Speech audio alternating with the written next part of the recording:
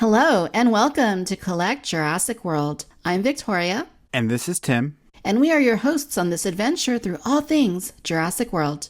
That includes toys and collectibles, as well as movie, TV, and community updates. Ladies and gentlemen, boys and girls, the park is open.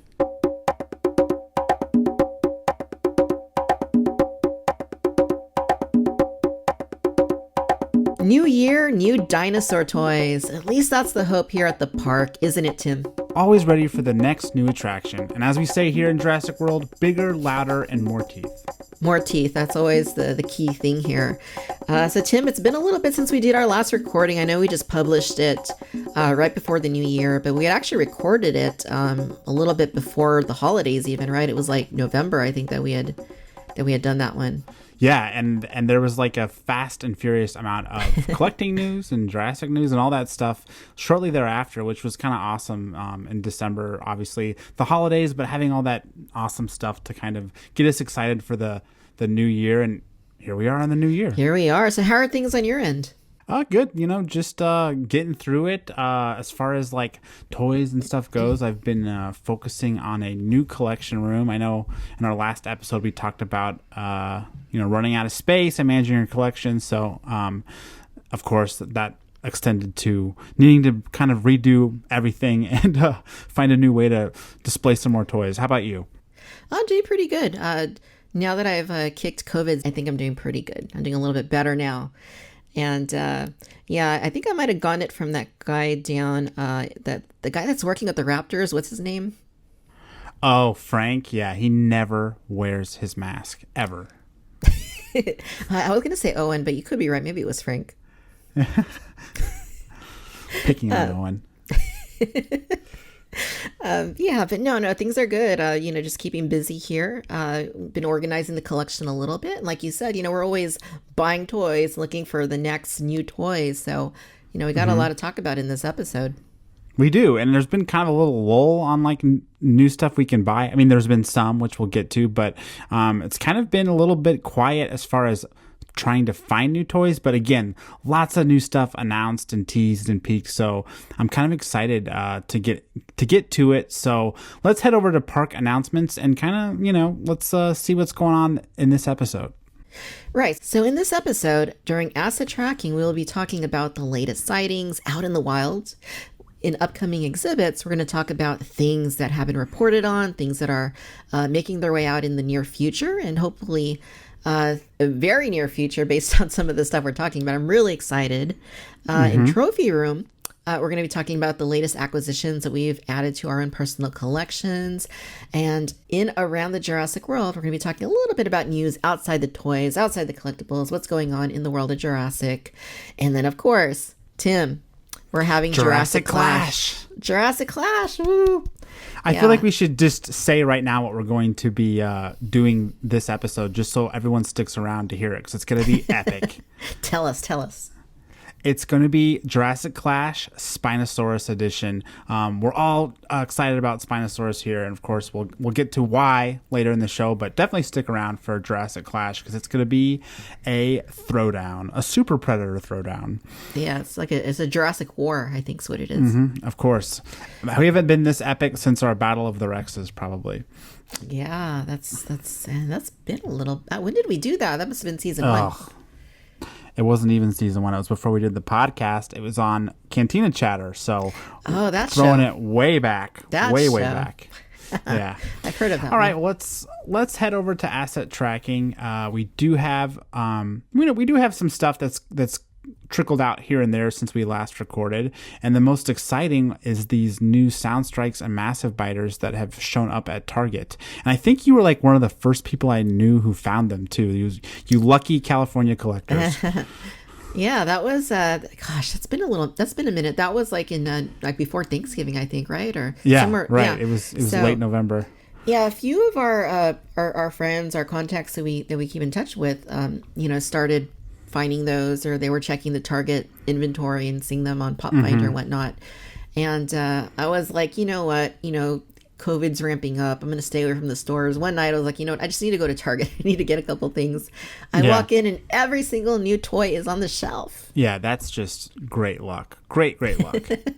Yeah, and I don't have a ton of that lately, I feel like, in my day-to-day life. So that made me really happy that night. Yeah. And of course, collecting too, it's like few and far between. When you hit up stores as much as we do, like getting lucky like that, like just basically never happens. It's like striking gold. Yeah, no, it really felt like that. And they had, you know, it wasn't just like they had one set. They had like multiple sets of all of the figures. Yeah, so you can like sort through them. Yeah, that's nice. Yeah, best action feature, best paint, all that stuff. Mm-hmm.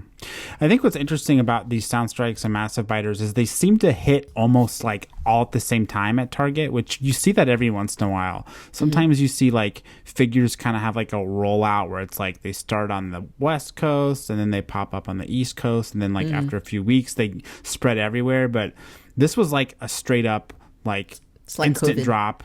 Yeah, like yeah, spread faster than COVID. No, but you like found them on the West Coast, and like I found them here very shortly thereafter. So like, I know what it was. It was like that right before Christmas toy push. So it's kind of cool that like Jurassic World was a part of that for Target, and it was about new items. You know, it was new figures. I guess we weren't going to mention it, but the Amber collection. What is it? Velociraptor. There's too many of them. Was it Echo? Echo and Delta?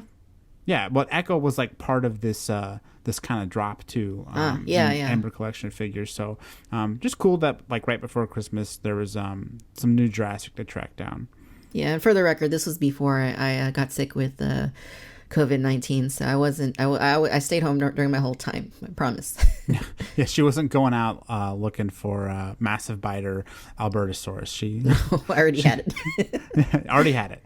But yeah, that's cool. I mean, we can talk a little bit more about these figures themselves later in this show. But kind of sad though. Like right with this wave of Mattel figures, like we should be getting a new attack packs too, like Trainidon and Gallimimus and a Dimorphodon repaint, but those have not shown up here. As of recording this episode anyway, they haven't shown up, and I don't have too high of hopes either. Yeah, we talked about them last episode that they were just starting to hit. Was it Chile or I don't remember where? Yeah, I mean, I think they hit like in Italy, and I know they've hit like UK now too. So and Canada, so they've hit more places. But I just think here in the US, I don't know what's going on. I mean, attack packs. It seems like the longer the Mattel line goes, are more hit and miss. Yeah, still thinking about that Mosaurus from last year that I never found or the one that got away. Yeah, the orange one. Yeah. I'm not losing sleep over that, but I still want it. It's like, I've been buying the whole line. It's like, gosh, Mosaurus is just so sad looking anyway. Yeah, I know. Poor thing. Got that frowny face. Yeah. But yeah, those attack packs are just kind of always tough for me to track down anyway. They are. Even like the bumpy one, it took me forever to find that wave. Yeah. Once I did find it, I started seeing it a little more sporadically, but like bumpy, I only ever found, I think, like on one occasion. So really, yeah. I haven't seen those in a long time though. Like, I've been going out a little bit more since I got cleared by my doctor, and I haven't seen any attack packs at all. I don't think so. Maybe. Oh, yeah, scratch that. You saw that picture, Tim. You saw what happened at Walmart earlier in the week. Oh, when it was just like filled with, was it Echo attack pack over and over and over again? Well, I was happy to see that there's a Walmart here in the area that's still carrying Mattel Jurassic, but on the other hand, it was a sea of echoes of attack pack echoes, and I think there was maybe one attack pack Delta, but that's all it was, and it was insane. I couldn't believe how many were there. It's like Dino Rivals was straight up 2019, so we're more than a year out of those figures, and there's just so many of them.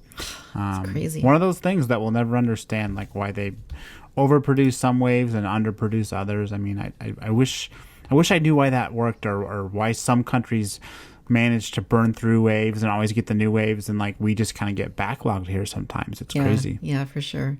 It's a bummer, though, because Trainidon looks like a really cool figure, so I hope some way, somehow, it comes through for us U.S. collectors. I hope so. I mean, the attack packs, I think we haven't missed any of the attack packs, right? I think they've all hit in the U.S. eventually. That's true. That's true. We've never straight up missed one. Yeah, it's more like the battle damage, some of the Savage Strike stuff, right? That like sometimes. Right. Yeah. Totally skips the boat here, yeah. Another one on asset tracking that I wanted to talk about, and I think we've talked about it here and there in the show, the elusive Ceratosaurus Clash set.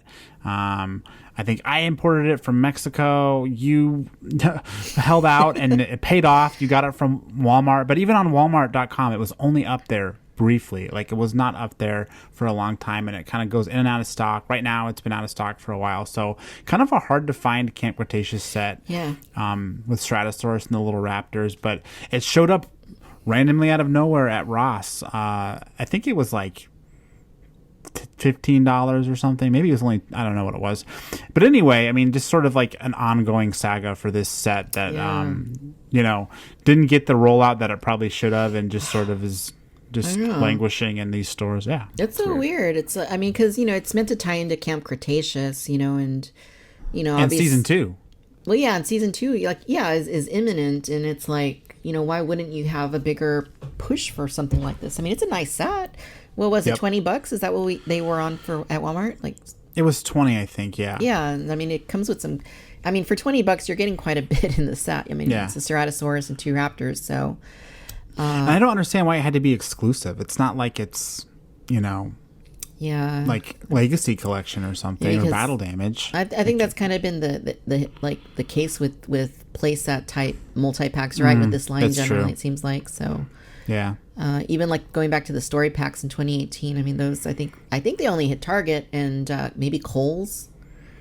I want to say maybe Toys R Us. I guess I didn't even think about that. Maybe you're right. Those never did show up at Walmart or anything like that. I didn't.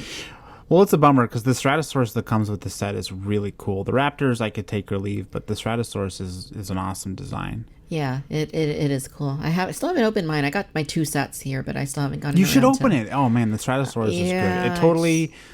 It replaces the first one for me. Tim, I have dinosaurs all over my room right now. So do I. We both have dinosaurs all over our room. That's not an excuse. It's not an excuse, and I should have opened them during season 1. You know what? I'm going to wait for season 2, and when that premieres, I'm going to rip those guys out. There you go. It'll be like an exciting little reveal of Stratosaurus both ways. So very cool.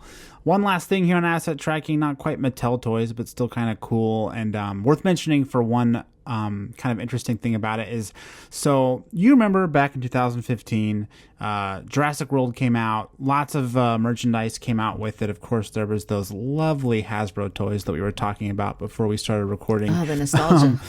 Yeah, but there was also some cool vehicles that came out from a company called, I think it's Jada. They did like diecast and stuff. So they had a remote control Jeep at the time. I have it. Yeah, I have it too. I think it was JP29 was the name of was the number on the Jeep. It was dirty. It was aged, sort of like the Jeep in Jurassic World. Yeah. But that Jeep is back in Target, but it's totally cleaned up, no dirt, no aging, and it's now Jeep number 18, and it has the Legacy Collection logo on it. So that is weird.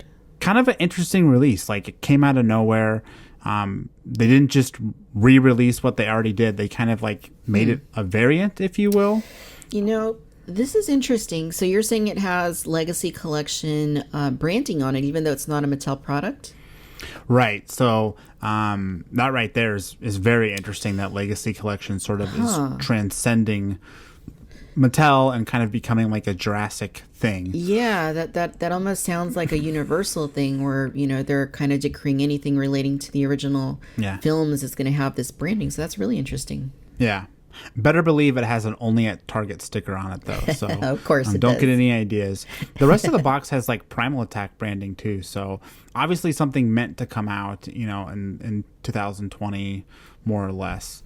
Nice. One thing that I should mention that someone commented on the post, and I have no way to like verify this, but nor do I really like think this is a cool feature, but it's funny. I guess this version has like a turbo button that lets it go faster. Okay. All right. Well, maybe you can. I wasn't aware the other one wasn't fast enough, but cool. Maybe you can. Yeah, the other one wasn't that fast.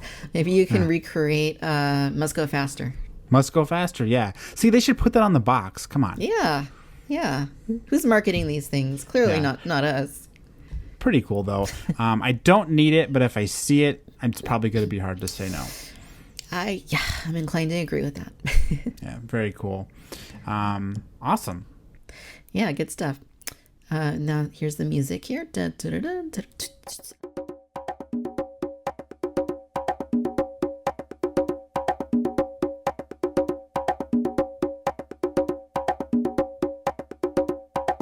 Right now I'm drinking, Tim, have you ever had I think you saw it in the group chat the other day, but the Swiss Miss hot chocolate that has Lucky Charms marshmallows. Is that what you had with your 12 Days of Christmas thing? What was it? Last Three night? Kings? Oh, Three Kings Day. No, that was I had just it was that Target branded peppermint hot chocolate. So good. You know what they have like Target's getting really big on their hot cocoa game. Like they have these packets, and first it started with pumpkin spice, like in the fall. Artisan hot cocoa. It's called Good and Gather. I think it's the Target brand. And then they had the peppermint one, and now on their site they have I think they have salted caramel. They have double chocolate, and then I think they have cinnamon. So, you know, me being something of a hot cocoa connoisseur, I ordered all three of them, and they're deep. They're in routes. These big boxes of hot cocoa. I don't know where I'm going to put them. Well, you're going to drink them eventually, so you don't have to eventually, and I think they're going to be party favors too for next week. Nice. In the little bags. So my Baby Yoda bags. We really should be talking about asset tracking Greg's Keurig alcoholic drink maker. That's like one of the most impressive gifts I've seen this year. I've told multiple people about it. Like, did you know this exists? So cool. I know. I want one. It's so bad. Yeah, I want one too. I don't have the counter space, but I totally want one. Yeah, that's fun. All right, so let's look at our upcoming exhibits, things that are headed our way. So Tim, there's tons of new toys on the way, aren't there? Yeah, there is a lot of stuff. Like we kind of noted in the beginning of the episode. What are you? Because I literally read what it says. Yeah, tons. No one would know. How would they know? I'm being too silly. Okay. Since we recorded the last episode, quite a few different dinosaurs made themselves known. A lot of new toys coming. Not sure exactly when, but hopefully some point in 2021. Whenever I talk about like new toys for Mattel at this point, like with Dominion getting delayed, I mean, it's all up in the air. I feel like normally we can kind of speak with a little bit more authority. Like we're seeing pictures of this now, so in 3 months it'll be in our, like that kind of stuff. That stuff's all out the window for 2021. I feel like so. All these new toys that sort of we're getting sneak peeks at. Who knows when they'll come out? Hopefully they will come out, but I'm sure you saw there's some new Snap Squads coming. There's a Spinosaurus that's really cool looking with some neat paint. There's like a Tiger Raptor, one of the Baryonyx from Camp Cretaceous, and then a couple other ones. So, kind of cool there. Attack packs, there's like a repaint for Colaris and Proceratosaurus, which is cool. Huh. I love Colaris. It's a great, great figure. One of my favorite sculpts. Not sure how I'm feeling about this repaint, though. Yeah. Okay. So, all right. So yeah, I see Solaris, and Solaris looks all right. But yeah, I agree with you. Proceratosaurus looks. I like that the colors are like they're colorful colors, meaning like they're like there's like some blue, some red, and some yellow, but they're kind of more subdued. They're not like too bright. I really dig that. It reminds me of the Styracosaurus repaint we got a little bit. Yeah. It's funny how certain figures just get so much repaint action. Like Proceratosaurus, this is what, like our fourth version of the figure? If you count battle damage, I mean, there's been quite a few of these. Whereas Solaris, as you pronounce it, I thought it was Colaris. This is only the second one we've ever gotten, so go figure. Yeah, it's interesting stuff. Savage Strike, couple new raptors on the way. Looks like there's a very colorful, like red and yellow one. But the Tiger Raptor looks really cool, and I know a lot of folks were pretty jazzed about that when we saw a sneak peek of that one. Yeah, and I think we touched on some of these briefly the last episode, and Did we? Oh yeah, because at least the raptors had sort of snuck out. Yeah, yeah. So this is the raptor looks cool. It looks very Hasbro Jurassic World T-Rex, like in terms of the colors, doesn't it? Like that's that shade of like beige. Yeah. Obviously, I mean, or honestly, a month out from like the hype of this figure, it looks not as much as a Lost World Raptor as I remember. It's just sort of, I mean, it's cool though. It's cool. But the Soundstrike figures, I think, were the ones that everyone got real excited about with this wave of reveals. Another Kryolophosaurus. I personally love the coloration of the first one. Yellow is my favorite color, so I dug that figure. But I know a lot of people like passed on it, and they're excited about this one. So yeah, teach their own. Yeah. Yeah, it kind of looks like the Snapjaw Raptor too, like that same sort of from the Lost World, that same sort of color. Oh yeah, totally. But I mean, I still think this is like a cool addition to sort of our black colored dinosaurs. We don't have a lot of them, but I know there was a Concavinator and of course Indoraptor. Concavinator. Am I saying it wrong? Is it Concavinator? No, you're right. It's just the YouTube review I did for for the Concavinator. My dog was in there and she was saying Concavinator. It sounds like a ridiculous name. It sounds like something somebody made up. Like, it does. Like they drew in their notebook in high school and made a robot named Concavinator or something. I don't know. It's a ridiculous name. But it looks But cool. yeah, a new version of that. And then Sinoceratops, which we literally just got Sinoceratops this year for Camp Cretaceous. And we're already getting another one, but it looks cool to me. Yeah.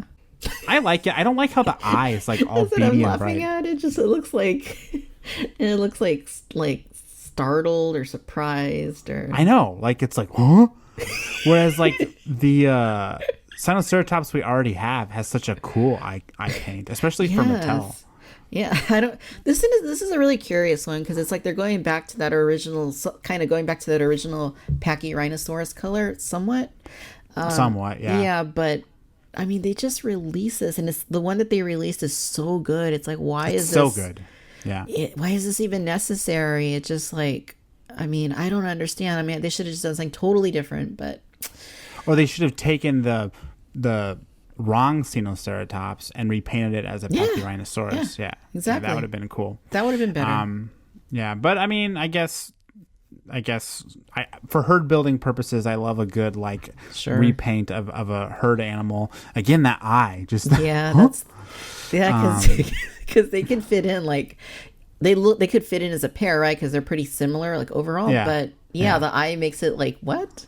Yeah. Well, we'll see. I mean, these aren't final photos either, so it could always change. Yeah. It has jaundice. It's just in a permanent state of surprise. Yes. Who isn't? Yeah, but as cool as those figures are, I think the one we're really excited to talk about is the Spinosaurus. The what? The Spinosaurus. Oh my god, another Spinosaurus. How exciting is this? I think when it comes to Mattel Jurassic, Spinosaurus will always be one of the most talked about, popular, coveted, infamous figures because of that sort of totally flubbed first Legacy Collection Spinosaurus, at least here in the US. It's just always going to be one of those figures that is sort of just a big deal when it comes out. This will be the third version we get. Of course, there's the Legacy Collection and Battle Damage, but both of those really didn't come out in a big way here in the US for whatever reason. Yeah, it's such an interesting thing. I mean, like you're saying, that first one was widely available in Mexico, widely available in Europe. And, just the way... You can buy it to this day in Europe. You can walk into, a Smythe's and it's still there. It's one of the most curious, things in this entire line, just the way that Target and Mattel handled it. I mean, I still don't know what the real story behind it was. I heard certain things, on one hand, you had Target saying a certain thing. On the other, you had Mattel saying a certain thing. And, I really don't know what the truth of it was at this point. But it was just a very interesting situation. Right. And there was multiple drops of it too at Target. Yeah.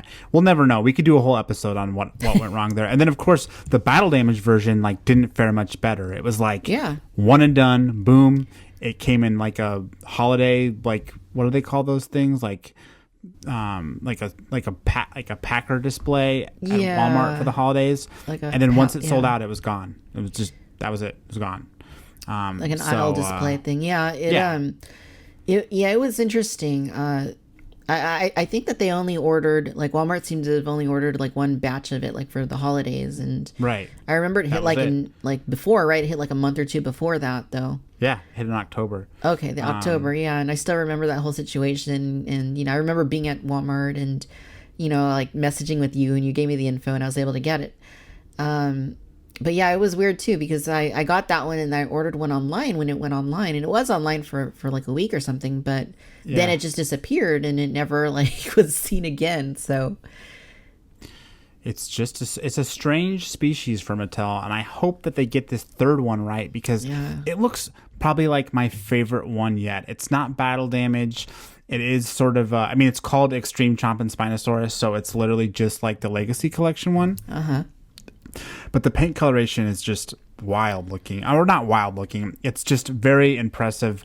They're using a little bit more paint than they normally do on their figures. Yeah. It just looks like... to me, it looks sort of like desert-y a little bit, but I really dig it. And I think it feels more natural to me than any of the other ones. No, I agree. It looks great. I'm just looking here on the shelf. Like, the original one, I mean, to me, that was never like that film accurate. It's like a cartoon version of the film. Yeah, and it's very Christmassy, in fact. But and then the other one is like like blue and like I don't know, like mustardy. So it doesn't. Yeah, it's just wild looking. And that one's very different. Yeah, and this one I agree. I mean, all three of them look very different from each other, but this does look the most naturalistic. It looks fun. If the final product looks like it looks in these images here, I think we're going to be pretty happy with the final result. If we manage to track it down. I know that we found links for it like at Walmart, and I think that's it. But I know it's going to pop up in Target too. That's kind of where I first caught wind of it. So I think at least 2 stores in the U.S. will carry it. Now, hopefully they carry it past one shipment or don't make it online only or whatever.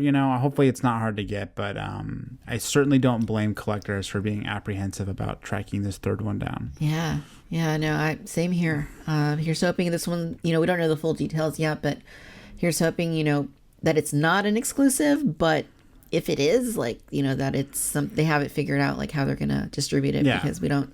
And I think what it also has going for it is, assuming this is like Q1 or Q2 2021, I think that that's a better indicator than like it being like a holiday thing like the last two. So that's true. That's very true. I didn't even think about that. So as you said, assuming they figure it out. So Mattel, figure it out. Target, Walmart, figure it out.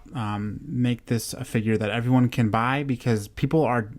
so many people have commented like, I missed the first 2. I have to get this one. Like, this one is going to do well if they have the quantity to back it up. Yeah.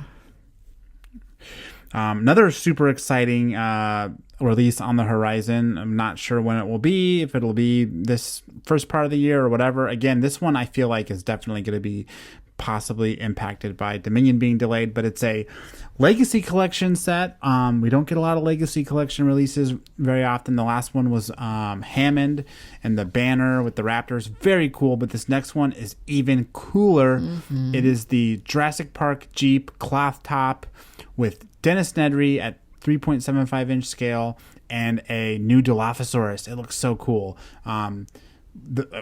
Looks so cool in the blurry image, the one blurry image we have of it. Yeah, this looks fun. Like you said, we haven't really gotten a lot of Legacy. What did we get in 2020? I don't think we got anything. Oh, we got the Hammond set. I mean, that's we got the really Hammond set. Okay, so yeah, and it was all like repeat, right? Repaint and masks. We got some masks. Yeah, with the way they painted the renders of the T-Rex, like the toy. Yeah, right. If you count that. So this is it. Does it have a claw top? I can't tell if that's plastic or what. Well, I guess it's meant to be the cloth top version. Gotcha, yeah.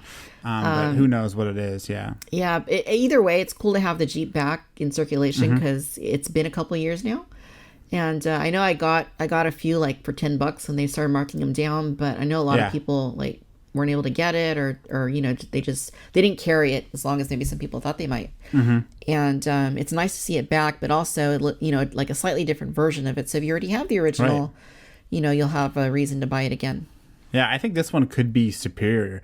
Even if I hope you're able to take off the top, because that would be really cool. But just from these blurry photos, or a blurry photo, we can kind of discern a couple things. It's Jeep number 12, which I believe is film accurate, versus Jeep 18, which is what was out before. But it looks like this one has rear view mirrors, which the other version didn't have. And again, really hard to tell. We might just be making things up, but it looks like it has a spare tire on the back too, which was sort of missed in the other version. Yeah, it kind of does look like it does have that tire. It does have the side mirrors. It has the lights on top. The lights on top too. Yeah. Yeah, this is really cool. I'm assuming that you can take that off to get the figure in there. I mean, it would only make sense that you can. Right. Right. That's a good point. The Dilo is it looks like reuse from an earlier Attack Pack, maybe. Does it? I mean, it does look like an Attack Pack figure, but coloration wise, I thought it looked something a little bit different. I don't know. I mean, I'm trying to. Yeah, I mean, it kind of looks like the Legacy one, but more subdued. But again, this is such a blurry photo that it's just really hard to say. Yeah, sorry. That's the best I could do. It was a blurry photo. But then Dennis Nedry, every year we do our annual Everyone Don't Freak Out About Comic-Con. There'll be a figure that comes out eventually. And here we are with the 3.75-inch Dennis Nedry coming out after we got that convention exclusive this year with the Hawaiian shirt. This one has the raincoat, which I almost like more because he was barely in the Hawaiian shirt in the movie. But and it comes with a stick. Stick, stupid. Yeah, that is cool. So I love that. I mean, obviously, we had the Amber Collection version last year, solid figure, and now we're getting him 3/4 inch, which we needed to get. So this is great. This is an awesome format, and I hope we see more things like this too. Yeah, I mean, it's hard to tell from the photo, but I hope it has like the little Jurassic Park logo at least. Maybe even some version of his ID badge would be cool, because that's what I really liked about the Amber Collection figure. Yes. And maybe the crowd can too. I mean, you can't see it in this photo, but it would kind of make sense. But anyway, this set is just like a perfect scene recreation. Like, if I had to buy, assuming that nothing else is coming out for 2021, if I had to buy one Mattel Jurassic toy next year, like, I would be going for this one even over Spinosaurus. It just looks so cool. Yeah, same here. And anything that's legacy related that harkens back to that original film, is going to be something that stands out to us big time. Yeah. So, yeah, I'm stoked. And something pretty exciting for our Collect Jurassic World listeners. So I haven't mentioned this anywhere else on Collect Jurassic, just because I kind of tend to wait for like photos and stuff to announce stuff. Just kind of text or hearsay is never that exciting. But if you're listening to this podcast, you're probably in pretty deep like us. So I'll go ahead and divulge this. There's actually 3 other items at this price point for Legacy Collection that we know of. We don't know what they are, but like kind of where this information comes from. There's 3 other, what are they called, story build-up packs for Legacy Collection at $29.99, which is the price point for this one. So who knows what other releases could be upon us? We just don't know. Who knows? I mean, the possibilities are, we could just speculate about it. There's I mean, if they're all $29.99, I mean, it could be another Jeep, could be another, it could be the Muldoon Jeep later in the movie. It could be. It could have Muldoon and I don't know, maybe I Ellie could with see the like raincoat? a sick Triceratops set too. I'm trying to think of stuff that's like not all new, but it could be Ellie in the raincoat. That'd be an awesome one too. Yeah. I mean, who knows? And again, with Dominion getting delayed, I hope that this stuff is still the real deal coming out for 2021. But it could be anything. It could be Lost World. It could be Jurassic Park 3. Legacy Collection obviously isn't going to be doing anything Jurassic World based. So who knows? Yeah, I'm excited though. Give me more. I mean, we've been asking for more from Amber. We've been asking for more Legacy Collection for a long time, and obviously this anything they do in Legacy, it seems to do really well. I mean, it's interesting how they're still selling that green T-Rex set, with the baby after 2 years. So it's got to be selling, right?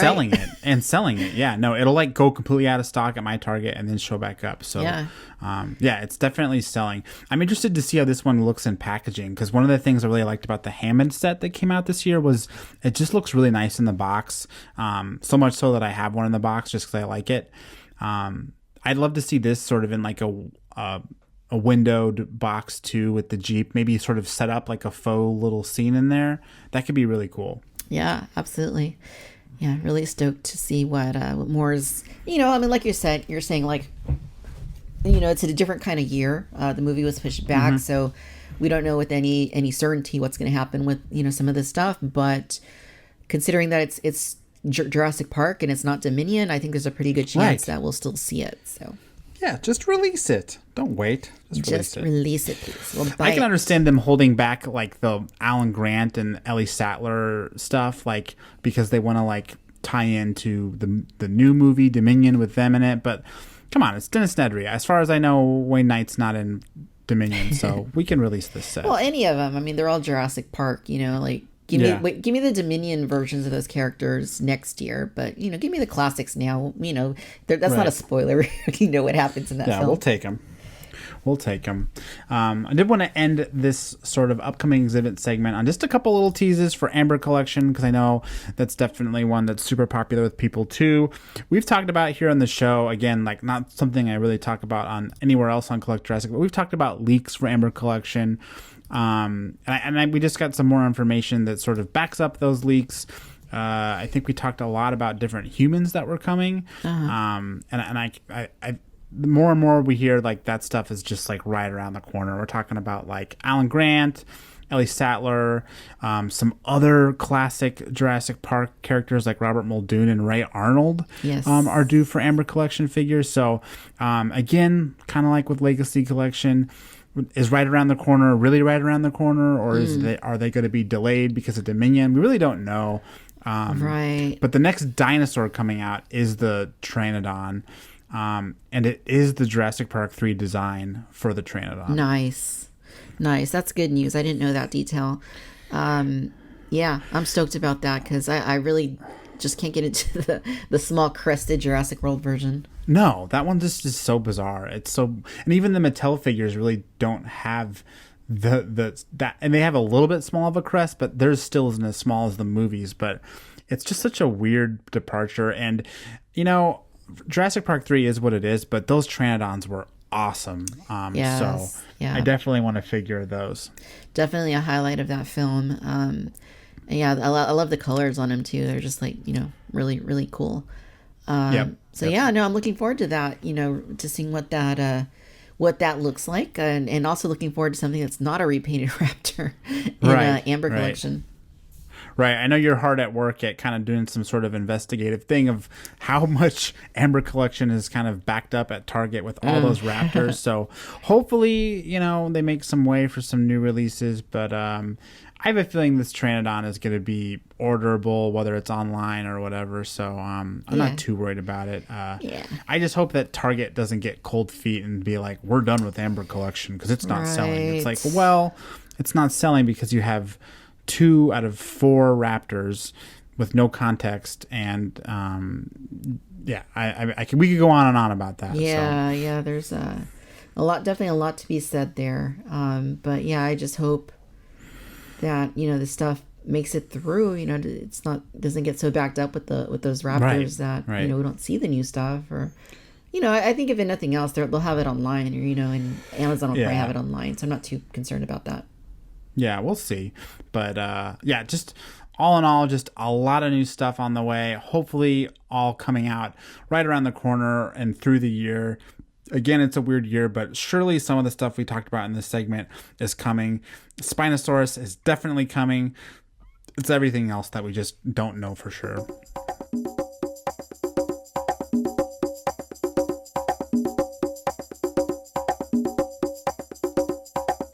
All right, back to our safe space, our trophy room, where we surround ourselves in all of our latest acquisitions, toys, and collectibles.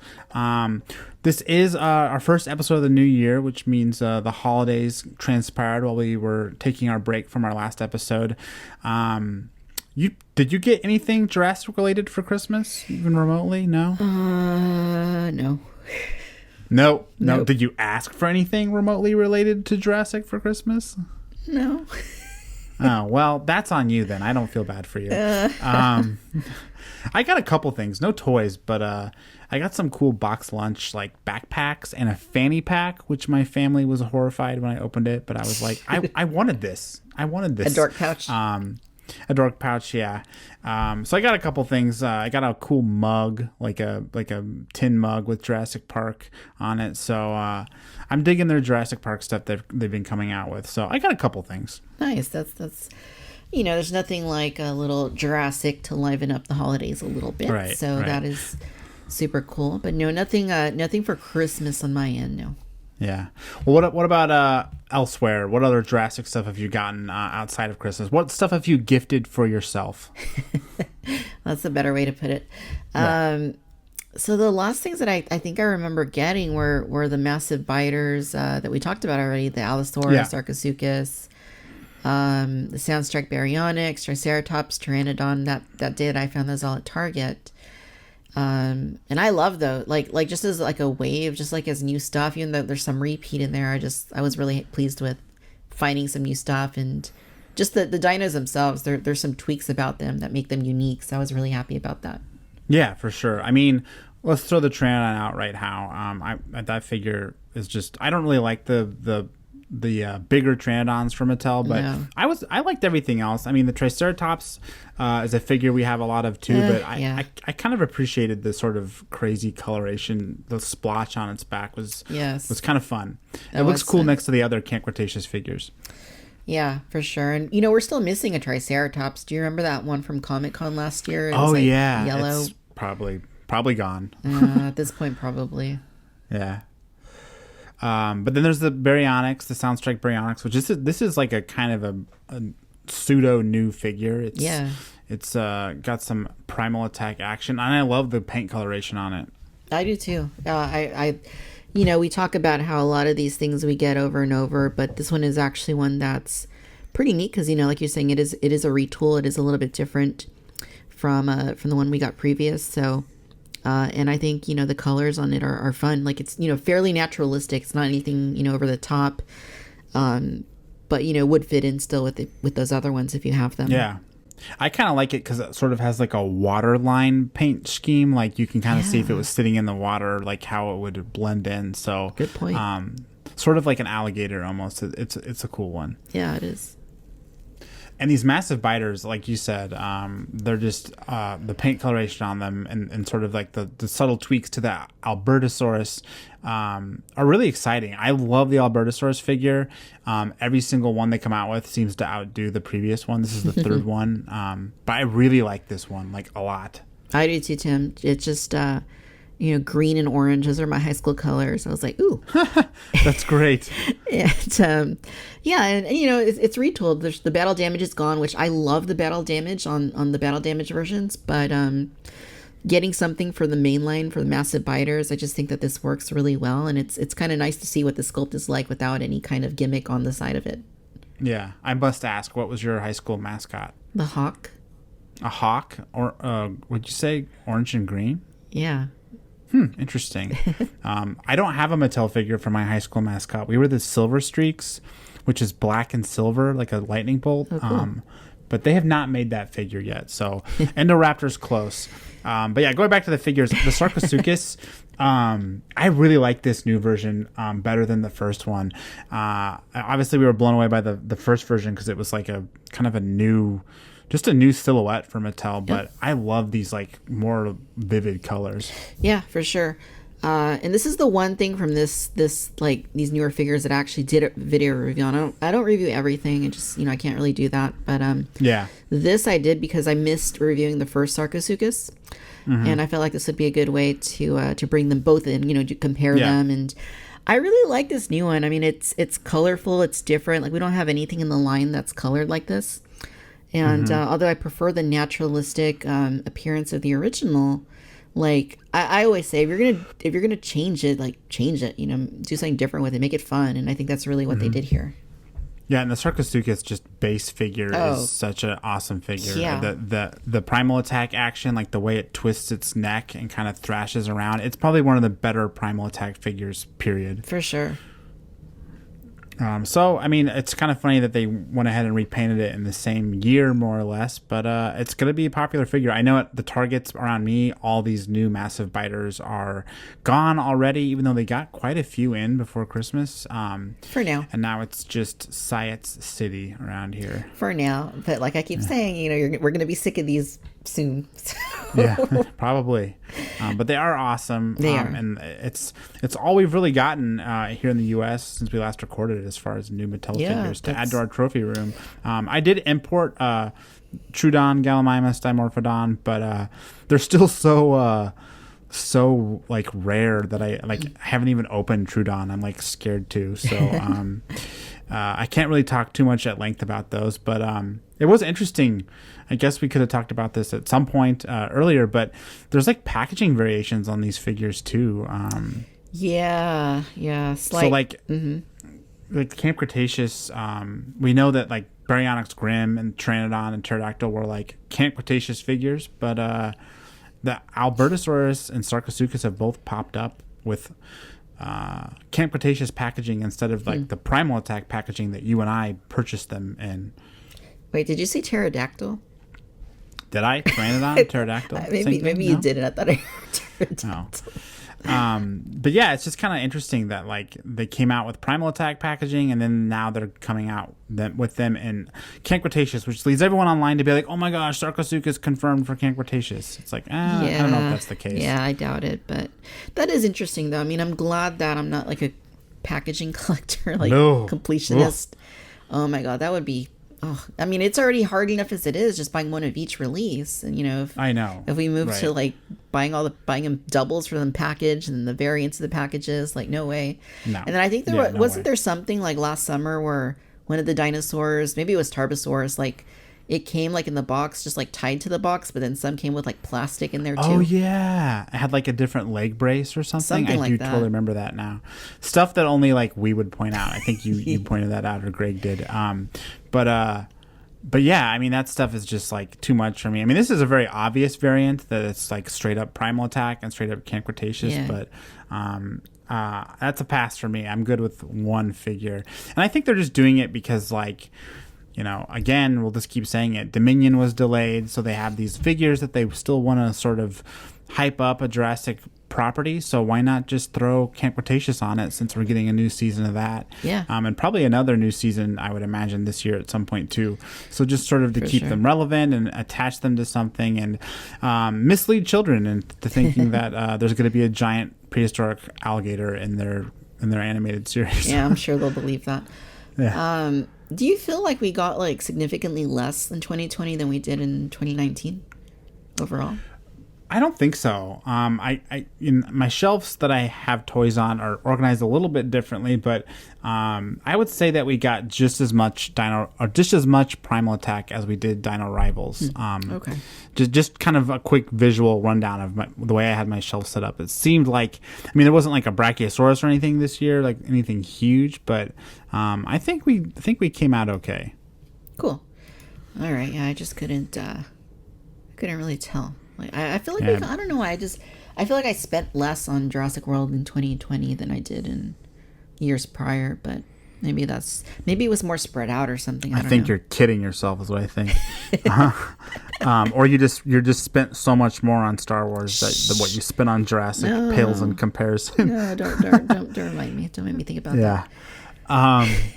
But yeah, I mean, there really hasn't been a lot of new stuff again since we kind of recorded last. So I've been kind of like collecting vintage Jurassic Park. I mean, there just isn't a lot of stuff to track down. I've been collecting Star Wars with you pretty heavily. So when there isn't new Mattel to track down, I don't know what to do with myself. Yeah, you can just buy other toys from other That's all brands. you can do. That's literally all you can do. You certainly can't stop and save money. You just got to go find something else to buy.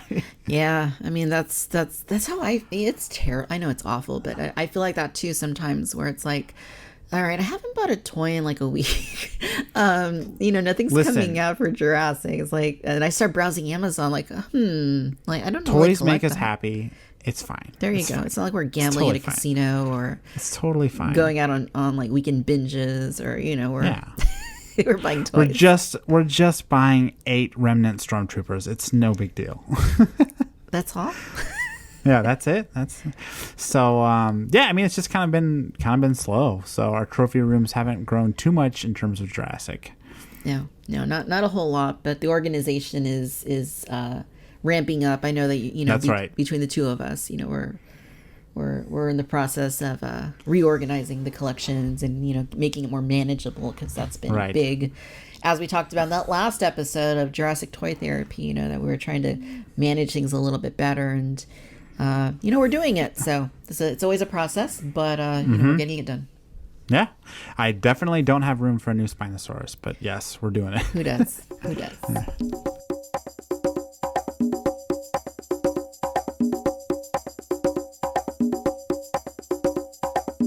All right, so now it's time to see what's going on around the Jurassic World. Very recent development from last month with Camp Cretaceous is that we got our Season 2 trailer, and we also got a premiere date for it, didn't we? Yeah, January 22nd. We knew it was coming in 2021 because they did a little teaser trailer at some point last fall. But now we know that it's literally right around the corner. I mean, we're recording now in early January, so it'll probably be hitting very close when this episode comes out too. So I'm excited. I loved the first season, and we talked about it a bit on the show. So it's going to be awesome. I mean, more time spent on Isla Nublar, more time spent in an abandoned Jurassic World. That's my jam. Yeah, I'm excited. I'm going to rewatch Season 1. I only went through it the first time. When it came out, so definitely want to see it again. And yeah, I'm excited because a lot of the time with shows, you got to wait at least a year until you get the next season, and this is only a quarter of a year or something. So that's pretty cool. Yeah, I think there was probably some sort of synergy planned with Dominion, so we'll see how that goes. It could mean that we're getting more seasons sooner, or I don't know. We'll see. But this trailer has the T-Rex prominently featured in it, which the T-Rex wasn't in the first season whatsoever. It was all about Indominus Rex. So excited to see what they do with that. Yeah, well, we know there can't be any more Indominus at this point. So no. So it makes sense that, they would bring in the next, big predator from the park. And that's, it's Rex, it's the T-Rex. So that's exciting. And, also exciting that, we're going to see species that weren't in the last season that we did get toys of. So. Oh, yeah, that's true, too. I didn't even think about that. Baryonyx, all these wonderful Baryonyx look like they're in the show. Ceratosaurus. Oh, and Ceratosaurus, too, which is a big deal for Jurassic fans, period, because Ceratosaurus was sort of it's only in Jurassic Park 3 for 5 seconds, but looks like it'll be in Camp Cretaceous for maybe 10 seconds. Yeah, at least.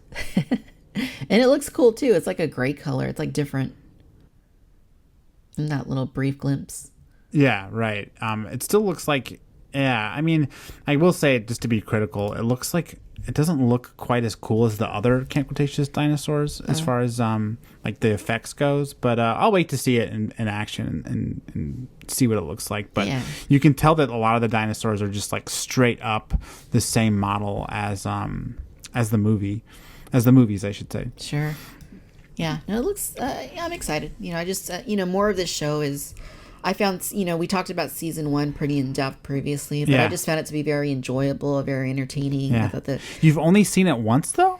I've only ran through it once, yeah. I mean, I've seen the episodes so much, but I also can blame that on my children because they're actually into it, which, I don't try to press Jurassic on them because it'll just push them away. But they'll voluntarily be like, "Can we watch it?" So I'm like, "Of course." Nice. So I've seen every episode probably 6 times at this point. So I'm excited to get 8 more episodes to digest and quit watching the same ones over and over again. Yeah, it's it'll be fun, and we're in January. We're in the middle of winter, and I know it's a lot colder where you're at, but historically in the entertainment world, it's pretty much a quiet period where there's not a lot going on. So, to get something like this dropping in this month, I think will be pretty fun to have. Right, carries us through the winter anyway. kind of in the gaming world, we talk about video games here every once in a while, but Jurassic World Aftermath is a new Jurassic World video game, it's not every year we get a Jurassic World game. What's different about this one is that it's virtual reality only, so it's on Oculus Quest 2, which is like a kind of a console, like a VR console by Oculus, and I actually played it, and it was awesome. VR for me is sort of a love-hate relationship. Like, some of it's really cool, some of it makes me violently motion sick, and Aftermath was sort of teetering on the line, but the more I played it, the more used to I got to it. But it's cool. It's kind of like Camp Cretaceous. You're kind of wandering around an abandoned Jurassic World, so I'm all about that. Yeah, it's every once in a while there'll be a new Jurassic game, and I'm not really a gamer. Like, I mean, the story about me and Evolution. Yeah. I did. At least you support it by buying it. Yeah. You don't have to play it, but yeah. Okay. So there you go. I did my part. It's like the one that I was really into. We could do a whole episode around it at some point in the future. I don't know how big you are into Operation Genesis, but that was like my jam back in the day. Yeah, I loved Operation Genesis. I played the heck out of that one, and Evolution in some ways sort of fell short for me. I love that game, but Operation Genesis has a special place in my heart. It's probably my favorite Jurassic game.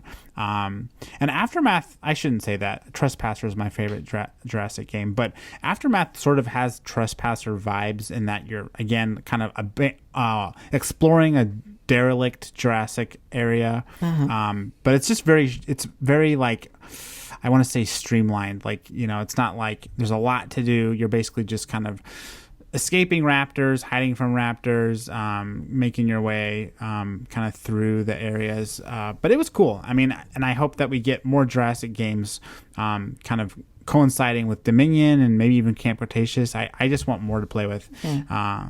I'm definitely not a huge gamer anymore either, but I'll make an exception for Jurassic. Yeah. I haven't picked up Evolution since, I don't even know if I picked it up a single time in 2020, to be honest. Oh, there's that Jurassic Park DLC is pretty cool. I enjoyed that. Again, it wasn't like there wasn't a lot to do, but I liked it. So yeah. Hopefully there's more of that on the way. Hopefully there's more of it on the way. More content, more games, more Jurassic stuff. So yeah, we'll see. More Jurassic stuff. Here's another one, kind of cool. A new theme park attraction. I don't think we've really talked about it here on the show, no. But like as we kind of head into 2021, we're getting like a better look at what it is. This is the Velocicoaster. Have you been keeping up with this one? Yeah, just because I'm a theme park nerd. I love. Of course. I love all that stuff. The only other coaster Jurassic that I've done was at Universal Studios Japan. They had the flying dinosaur, which Trainidon, not a dinosaur, but that one that one looks so cool though. Yeah, you're like hanging, like you're suspended, and it's pretty intense, but it's an enjoyable. It's fun. And this is more of a traditional type coaster, it seems like, in terms of the seating and the trains, but it's the area looks cool though. The area, got these crazy sharp, craggy rocks, and very elaborate. It looks cool. I mean, when they first started like kind of demoing in Orlando, like around the visitor center, it's like, this is gonna look so ugly. What are they doing? But now, I mean, seeing it come to life, it's definitely got a very like unique environment, unlike anything I've ever seen on Isla Nublar. But it looks like they really went all out theming it versus just doing kind of a roller coaster with a name slapped on it. Yeah, it looks neat. I'm not quite as into coasters these days as I was before, but I would ride it, if I got the opportunity to. So it's looking cool. It's it's definitely more themed than your average coaster.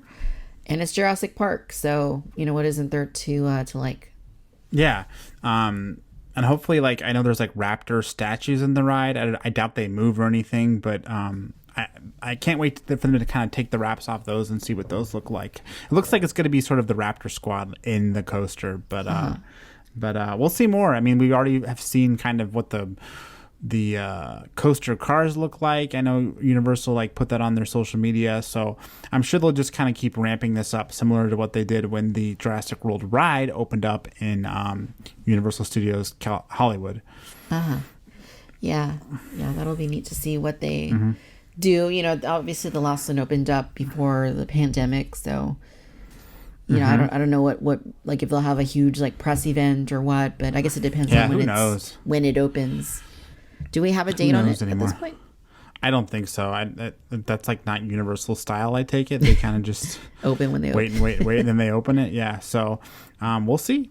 Last thing we need to end this segment on is it's short and sweet, but hey, it's 2021 and next year Dominion comes out. Yay, next year Dominion comes out. Yeah. I mean, this is, we've gone several years out of this ride with this new trilogy. It's been so long.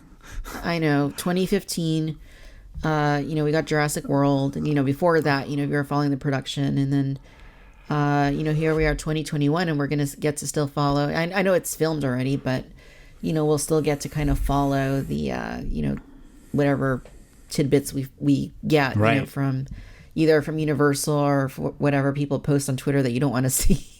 Right, exactly, that you can't avoid. Yeah, so maybe we'll get a trailer, though. I mean, probably, right? So, I mean, I would assume so, but I mean, I don't take anything for granted anymore in the post-COVID world. Exactly. So I'd love a trailer. I'd love Dominion to come out next year, but all bets are off. But as of right now, it's coming out next year, so that's what I'm sticking with. Yeah.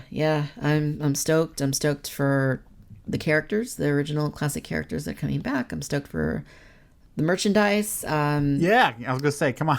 Yeah. Stoked on those toys. Yeah. So let's keep our fingers crossed that everything pans out and it works out for next year.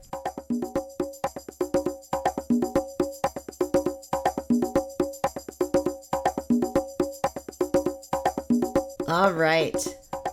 Tim, are you ready? I'm ready. It's a Jurassic War. That's right. Again, another super predator has entered the Jurassic Clash ring. Earlier in the episode, we talked about a new Spinosaurus on the way from Mattel, which has got us all excited to talk about Spinosaurus. Which Spinosaurus thus far wins our Jurassic Clash? Let's get to it. Let's talk about all the figures we'll be going over, and then we'll kind of we'll kind of rate them like we normally do: sculpt, paint, articulation, all that stuff. Yeah, sculpt, paint, articulation, action feature, and fun factor. And we'll tally we got it down to a science now. We'll tally up our points. We'll see who is the reigning supreme Spinosaurus here. And I honestly, Tim, I have no idea which way this is going to go. Me either. And that's what I like about this thing we do. We come up with the idea, we figure out what figures we're going to talk about, and then we just go. I don't even know which one I think is the favorite right now. So let's bring out our contestants. I'll just go over real quick what each one is. Okay. Let me know though, Victoria, if there's one you haven't had personally, because I think a couple of these I guess maybe I've had them all. Maybe, I don't know, at some point. I definitely have sold some of them, so I don't have them in hand. But there's the original Kenner Lost World Electronic Spinosaurus. I think it was called Razorback or something. It had some code name. There's the Jurassic Park Dinosaurs repaint version of that. So same figure, repaint. Then we have Hasbro's React Attack. Remember that? React Attack? Hilarious.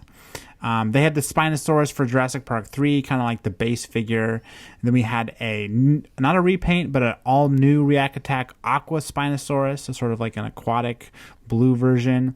Then we have Camo Extreme Spinosaurus, which was Hasbro's Jurassic Park 3 spin-off wild camouflage. We had a Spinosaurus for that. Then we had the animatronic Spinosaurus, which was kind of the big feature toy for Jurassic Park 3 that Hasbro came out with. Then we have Jurassic World. Moving on to the contemporary dinosaur toys, we have that Jurassic World Spinosaurus. Can't wait to talk about that one. That's a good one. And then we have the repaint of that one for the Dino Hybrid version, which I think you had, but I've never had that one. So we'll talk about that one. And then, of course, we have the Mattel Spinosauruses Legacy Collection and Battle Damage, which I think we already kind of talked about earlier. So we got a lot of Spinosaurs showing up for the Jurassic Clash. Gosh, I didn't. When you actually put it down on paper, or rather on a document, you really see like how many exist. Just off the top of my head, I didn't really consider that many existed. But basically, I had anything beginning with 2015. Like I didn't have any of the previous ones, but I do have experience with them. I definitely remember seeing the other ones in stores. And I've definitely handled them, at like toy shows or whatnot. So was there a radio control one too, or am I imagining things? There was a radio control one, and it's kind of hard to like qualify what is like a like a core version of the toy. There was a remote control one, but I would say the animatronic one was really sold for Jurassic Park 3. Was really sold as like, this goes with the figures that you're buying for the other toys versus, just another gimmicky toy. So, that's debatable. It really is. But I feel like we need some sort of bigger feature Spinosaurus here. But no, you're right. There was a RC one. There was like a foam one that kind of scaled well. But, we won't count those. Nor will we count like the little miniature Jurassic Park 3 hatchling ones. Yeah. So, I don't even know how many of those there are. Yeah, I have no idea. Yeah, sounds good. But yeah, let's go ahead and start with Sculpt. So we have that Kenner Spinosaurus, which I think is funny. It's like before Spinosaurus got famous and like Big Bad Jurassic, this original Spinosaurus, he's just kind of funny looking. It's kind of like hunched over, doesn't look real aggressive or hostile. But it's got that, solid Kenner design, that we love with just a solid figure. If I remember correctly, it fell over like on its face all the time, but it was cool. It had like a nice little roar. You kind of depressed one of its arms and it did a little roar, not from any movie, because at this point there was no Spinosaurus in the movie, but it's a nice one. And this is what Spinosaurs looked like back then in the 90s. Exactly. Every Spinosaur toy looked like this. Just a very blunt nose. It wasn't like what you think of now, and big sail on its back. Right. At some point, around 2000, they really got this really crocodilian sort of look to them that's really cool and really makes Spinosaurus a really cool silhouette. But before that, they were just sort of like generic dinosaur with sail on its back. It's kind of funny. I wonder if that has anything to do with the fossil they had originally. Wasn't it like from Egypt? They had... I think it got blown up like in World War II or something. There's something like that. I wonder though if that's why like they didn't... like why they looked like that previously. And then maybe they started finding more fossils and realizing, it actually looks more like a crocodile. Yeah, so these Kenner versions did not age well in terms of accuracy or sort of their imposing nature, but still fun. Still fun for sure. Those Hasbro React Attack versions, they're pretty cool. We have 3 different figures here we can talk about. 2 of them are repaints of each other. So just talking about Sculpt, we have that Jurassic Park 3 React Attack Spinosaurus. It's sort of all these Jurassic Park 3 figures had sort of a stylish, almost like cartoony vibe to me. Yeah. They just have a lot of... They just don't... The proportions are weird. Like the tail on this one is just miniature. Compared to what it should be. Truly so it would fit in the package. Another thing I don't love about these Hasbro versions for Jurassic Park 3, bothered me when they came out, bothers me to this day, is the permanently exposed battle damage. Right. Yeah, that was always really annoying. And, one of the reasons I just ignored the Jurassic Park 3 line back in the day, it was just, it didn't live up to what I had grown up with in the 90s. And, suddenly you have... Yeah, I was buying scale. I was buying toys. I was mostly focused on Star Wars back then, but I was really like, when I knew this movie was coming out, my fingers were crossed. Oh, more Jurassic toys are going to be awesome. I'm going to buy them. And I was like, what the heck are these? These are terrible. Yeah. Yeah. I mean, there's some okay ones, but by and large, this Spinosaurus did not capture kind of what you would expect from the film. Didn't scale right. Like, it's as big as the Velociraptor. It's as big as the Triceratops. Even the packaging. It's like really like garish looking, just yeah. And the aqua version, I think, is a little bit cooler because has a new sculpt. It has that cool colorway. It doesn't look anything like the movie, but I kind of dug it for its novelty, and we're so used to repaints just with Jurassic in general, even back in the 90s. I appreciate that they did a unique sculpt for this one. I'm not sure why they did, but but it's definitely a different sculpt. And then, of course, the Camo Extreme Spinosaurus is the same exact figure that we already talked about, just a different paint job. Yeah, I do like the color of the aqua, and I think that is fun. Right. Let's get to paint first. Don't comment on that nice color. Okay. And then we have the animatronic Spinosaurus, which I actually had as a kid. It was sort of like the I shouldn't say kid. In 2001 I was like a freshman in high school or something. I don't know. As a young adult collector. But the animatronic Spinosaurus was cool because it had like robotic features, almost like an automatic primal attack, where like you hit a button and it kind of thrashed around real slowly because this was like a little bit back in the day, but it was cool. It had like kind of rubbery skin. It was definitely like the Red Rex or Bull T-Rex for Lost World. Like it was like that kind of size, that kind of sort of impressive factor. Like it was cool. And it looks a little derpy sculpt wise, actually, now that I'm looking at it with a pair of fresh eyes. Doesn't look anything like the movie. Almost looks like it has plant eating teeth a little bit. I don't know. Ew. Yeah, it's we'll get to paint, but yeah, sculpt wise, it's the head is really just sort of strange looking at. It's not winning any points for me. Yeah, it's ugly. Speaking of ugly, Hasbro came back with Spinosaurus for 2015 when Jurassic World hit theaters. This Spinosaurus, only a mother could love. I've always thought it looked like a duck. That's kind of funny that you mentioned that. Yeah, it kind of does.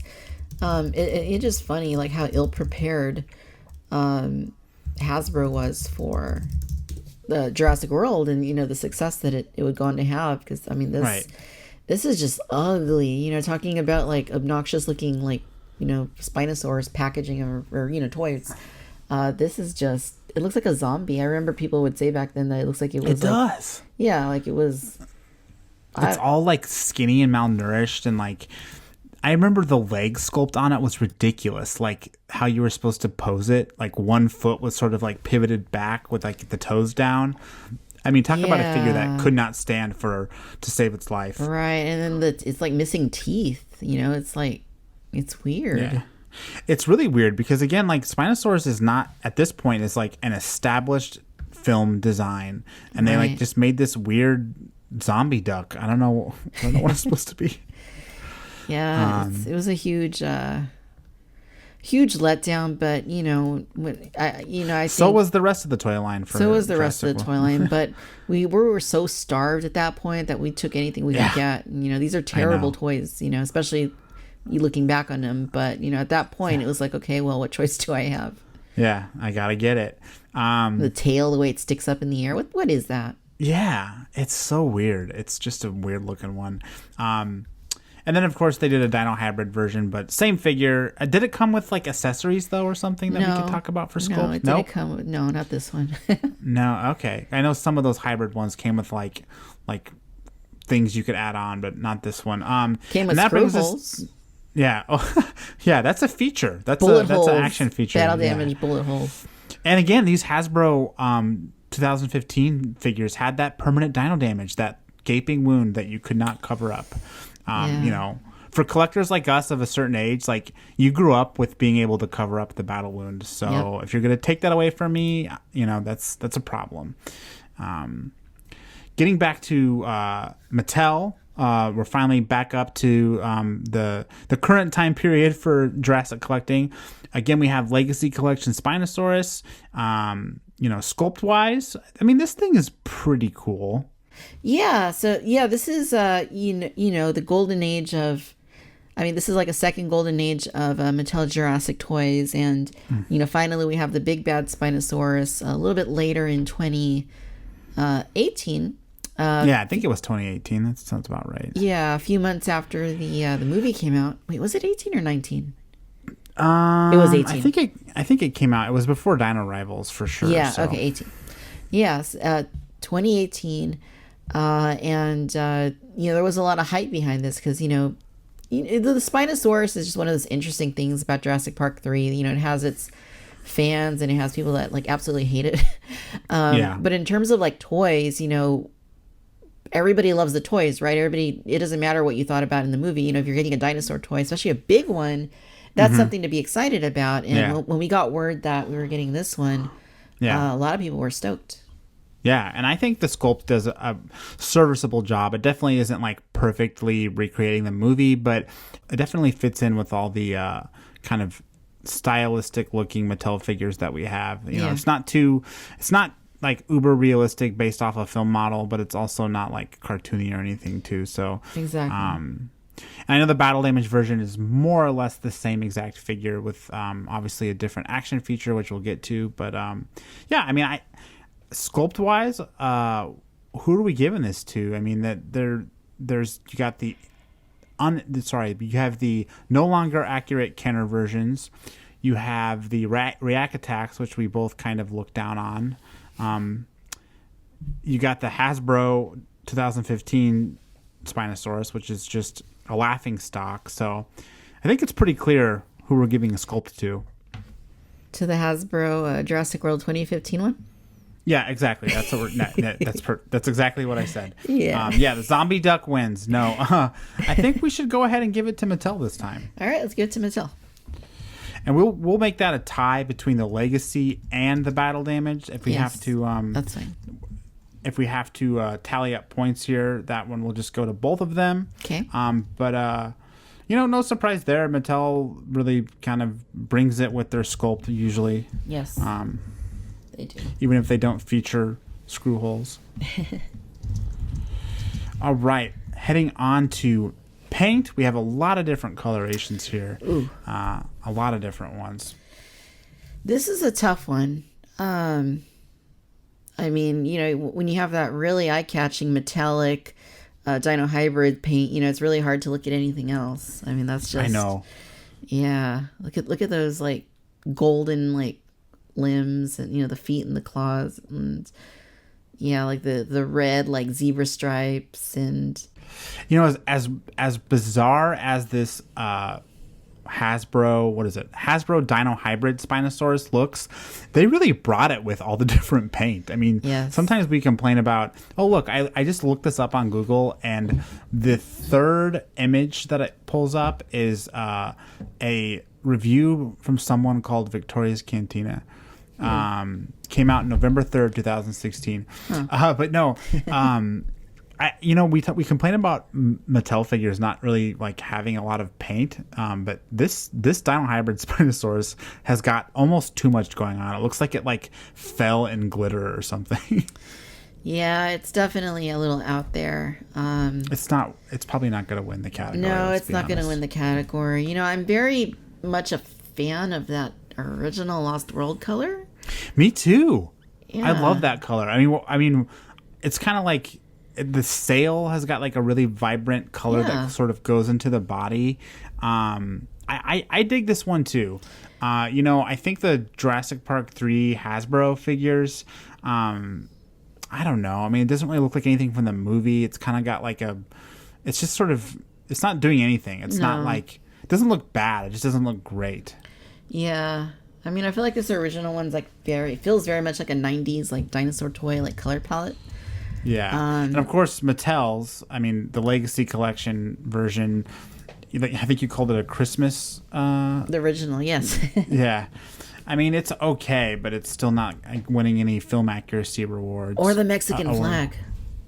Yeah, that's true too. If it had like some really strong white in it, or Italian. You're Italian there. Yeah. But and then the animatronic Spinosaurus is again just like, it's weird. It's got like a gold face. Ugh, I'm looking at it now. Ooh, talk about a zombie dinosaur. It looks terrible. Yeah. And then even the battle damage Mattel one, it's like, I prefer that one to the original Mattel, but I don't think I like it quite as much as what I'm seeing from the good old days. Wait a minute. What's this? The Camo Extreme Spinosaurus is actually supposed to be jungle. Like that's the camouflage it's supposed to have. I don't know. It's got a pretty cool paint job. It's kind of got these blue highlights on it around its face and on the sail. It's pretty cool too. All the Camo Extreme stuff they came out with in like 2001, 2002 had some really vibrant colorways. And I'd say this jungle Spinosaurus is probably one of the more subdued ones. Like I can see this just being a regular colorway for the Spinosaurus, whereas like you had an Arctic T-Rex that was white and blue. It was very Arctic. But this is really cool. You know, I'd say this category, it's really a toss-up for me between that original Lost World Kenner one and this Camo Extreme Spinosaurus is just really cool. Yeah, I know you say you think it's really cool. I think it's really ugly. Well, see, to each their own. Let's go ahead and give it to Lost World, just in the sake of vintage spirit. You know, that one is definitely, it was my first Jurassic Spinosaurus figure I ever had. So I'm okay. Awarding it to that version. All right. So, you know, there's 1 point for classic for the nostalgia right there. So that's right. If you've listened to the Jurassic Clash enough, you know that sometimes nostalgia plays no part and sometimes it really tips the scales. All right. Yes. Moving on to articulation. You know, these original Kenner figures had legs that moved, but other than that was like it. The arms were tied to the roaring feature. The mouth didn't pose. I mean, very little articulation on the Kenner figures, which isn't a surprise. Kenner figures don't often have a lot of articulation. Yeah, pretty limited. Not a ton you can do with it. You know, some movement, but.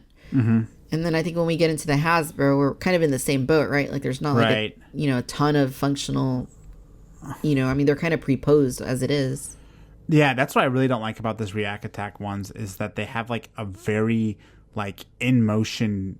They're not like in a neutral pose. Like they're kind of twisting around and roaring. Like I didn't ever like that about them. And the articulation doesn't do anything to help that. Like the second you pose an arm or a leg, it looks like it's having a spasm or something because it's in such a predetermined pose already. Yeah. The animatronic Spinosaurus it has legs that move and arms, but everything else is tied to that animatronicness. The Hasbro Spinosaurus, same deal. I mean, I think this is an easy category for Mattel. I mean, again, they always bring their articulation. You have ball joints in the legs. The neck has multiple pivoting points. I mean, tail. Toy photography wise, and the tail. I mean, toy photography wise, you can do a lot with that one. Yeah, no, that's, like you're saying, that's an obvious one. It's going to go to that one. So we'll go ahead and award articulation to both Mattel Legacy and Battle Damage. Before moving on to action features, so we've already kind of talked again and again about the Kenner version having that roar, but that's about it. The mouth opens. I mean, it's funny. It's like a little trapdoor mouth. It's not even like jaws opening. It's like a little bottom jaw that flips down and flips back up. It's kind of funny. Not very scary, not very ferocious. It looks friendly, kind of. Yeah. And I think the React Attack versions had basically a snapping jaw too, if I remember right, like a button or something. Or maybe the Aqua one had an arm. I mean, clearly we don't have all these figures in front of us, so some of this we kind of have to do either by memory or by, by the internet. But I believe they all had sort of like a biting action that was tied to like an action feature, but it wasn't like you could pose the mouth shut permanently or anything like that. Yeah, probably pretty similar to the Rex or the Raptor, or they had it could basically, I think you pull down the arm and those ones open the mouths and roar. And the Raptor, I think, had a button on the back too, so you could like do the screaming thing. I believe the Aqua Spinosaurus didn't even have a opposable jaw. It was just permanently open. Oh. I think it had like claws that slashed or something like that. So, yeah, I guess it had slashing claws. Well, that's okay. And then what were those Hasbro versions called? I guess we should talk about the animatronic, the action feature. You press the button on its like side, and it like kind of like thrashed around really slowly, and then I think its jaws opened up. It was sort of like on a loop of like a slow roar. It looked like a dying theme park ride. Exactly. Yeah, I was just gonna say that it looked like an old animatronic in like one of the 1950s like Fantasyland like attractions. Just barely moves, like its head back and forth. Just barely moves. Exactly. Yeah. It's like just like that. Yeah, so I mean, it was cool at the time, but definitely doesn't hold up to these kind of other figures. Right. The Hasbro Spinosaurus, real basic articulation. What do they call those things? Growlers or bashers and biters? Bashers and biters. Like what? Yeah. Yeah, and the this Spinosaurus one was a biter. Exactly, and this one was. You just pulled the tail, and then the jaw would open. Is all it would do, and the head would move back and forth. You kind of like move the tail in the other direction. Oh yeah, you kind of puppeteer it a little bit. Me. Yeah, like just a very basic primal attack, basically. Yeah, I mean, fun, I guess. But if the sculpt and the paint were a lot better, it'd be a lot more enjoyable. But seriously, those Hasbro 2015 versions, they're like Happy Meal toys. Like I've gotten nicer Happy Meal toys than those Bashers biters. Sure. Especially the T-Rex. And then we have Mattel. Again, action features. Let's see. Legacy has that extreme chomping feature where you press the button on its neck and it gives you a huge bite. Yes. And then you can either have like the Rockstar tongue in the middle, or I think they might have fixed it. And I don't remember. Was that one they fixed? Yeah. I can't remember. Yeah, originally it had the tongue in the middle, and then they when they tweaked it like they did with the T-Rex, the extreme chomping T-Rex. So the later ones had the tongue at the bottom of the mouth. Which I like that better. I mean, the tongue in the middle of the mouth is just a little funny. I mean, it's like a really extreme roar when your tongue is just in the middle of your mouth, straight out. Oh yeah, more dramatic for sure. Yeah, but the action feature on the battle damage version is really something. Yes. It's very unique, even among all the different battle damage we've gotten through the ages for Jurassic. I would say it's probably one of the most unique battle damage features. It is. I love it. Because it still does the opening jaw thing, right? It still has a button on the neck to open the mouth. Still has that. Yeah. Right? Or is it posable? No, it has the button. Oh, it's got the button. But yeah, like this skin flap that they have for the battle damage is genius. It is. Because you can't lose it. It blends in perfectly. Yeah. It just peels back, and then you have that rib cage. And does the rib cage just open, or does it come out?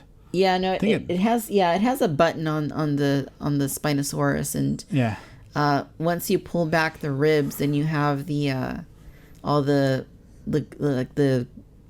gushy, the ball of gore, and that like swivels back and forth when you press the button.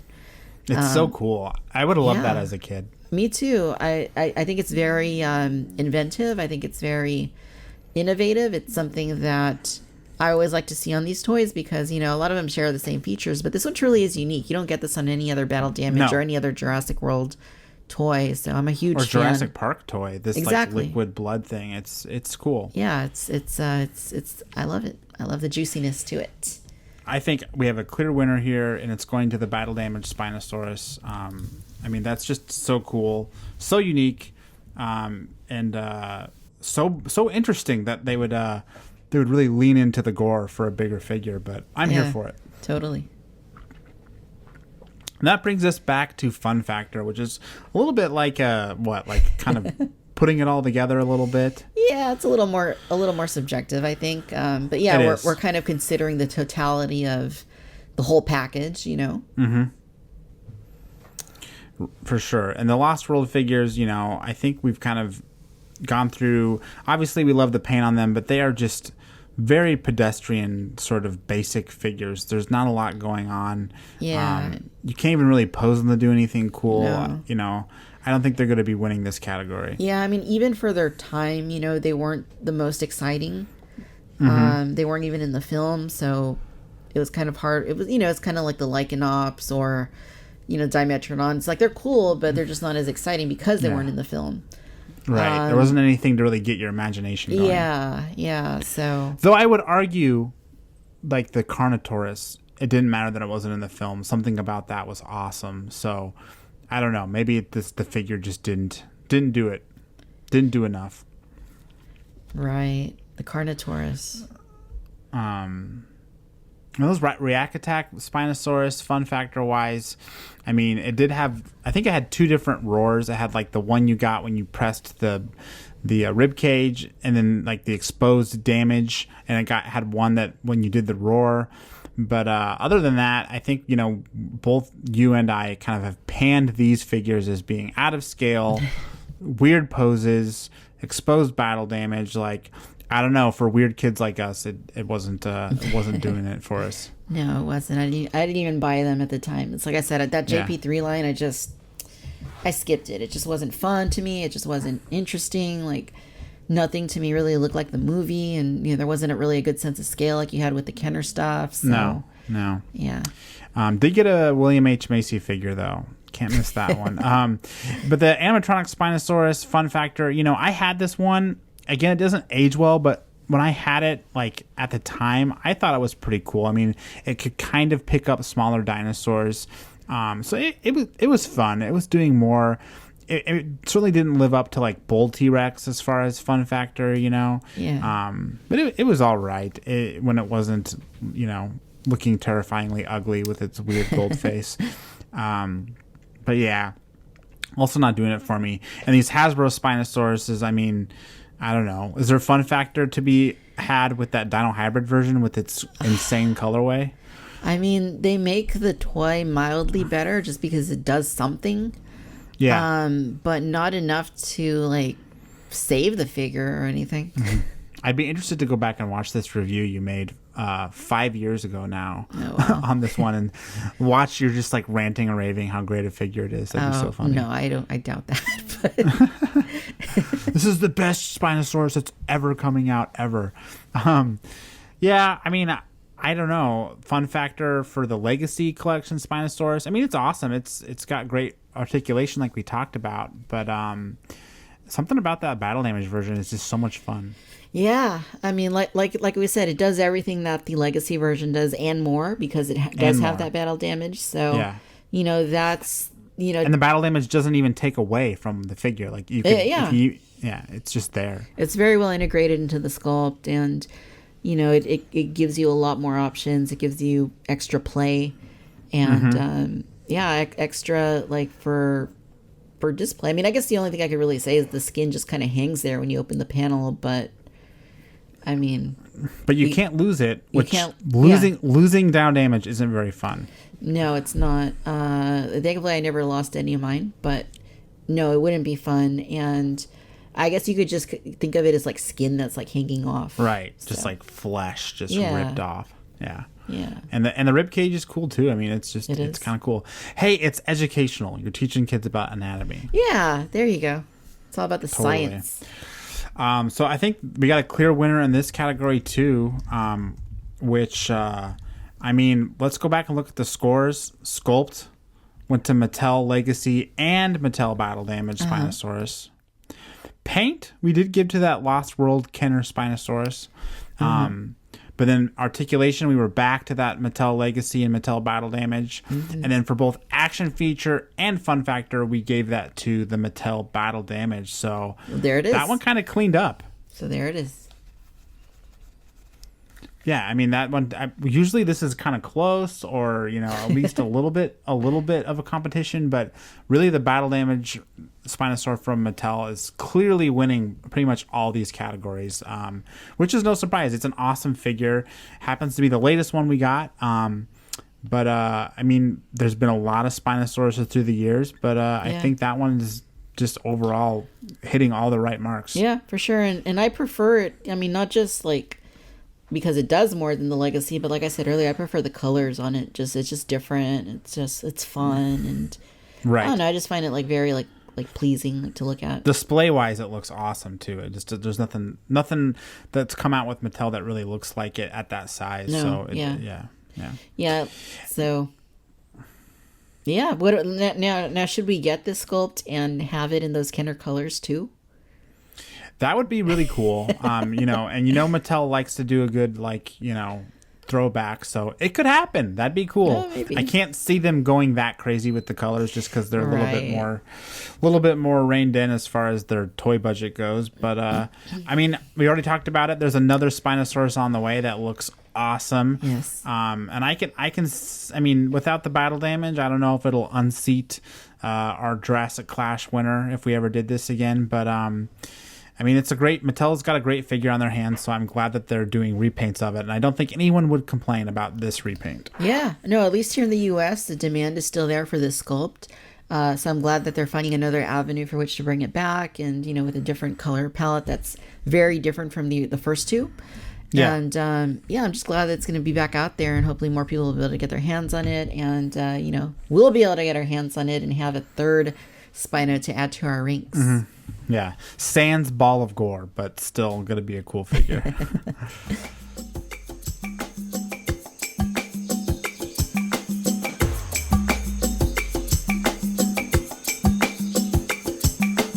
Thank you for listening. I'm Victoria.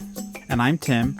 And for even more Jurassic collecting info, please check us out online. You can visit our official website, collectjurassic.com. And we're also on social media at collectjurassic on Facebook, Instagram, and Twitter. Also be sure to check out our YouTube channel at youtube.com/collectjurassic. And you can find me by visiting the Victoria's Cantina YouTube channel. I'm also on Facebook, Instagram, and TikTok at Victoria's Cantina and on Twitter at Vic's Cantina. You can also find the Cantina Chatter podcast as well as the Discoveryland show wherever you listen to podcasts. And if you're listening through Apple Podcasts, please make sure to leave us a 5-star rating and an excellent review. Those are the park rules. You can also get in touch with us by sending a message to the Fax Machine. That's collectjurassic@gmail.com. So thank you for visiting, and we hope you've enjoyed your trip to the park. Ladies and gentlemen, the park is closed. Please make your way towards the East Dock. We hope you'll book a return visit for another adventure into Collect Jurassic World.